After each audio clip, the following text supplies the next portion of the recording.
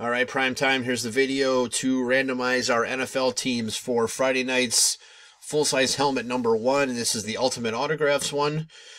We will check the time here. It is January 23rd at almost 9:27 p.m. I'll let this roll over here. 9:27 p.m. We're going to go over to the break and type live.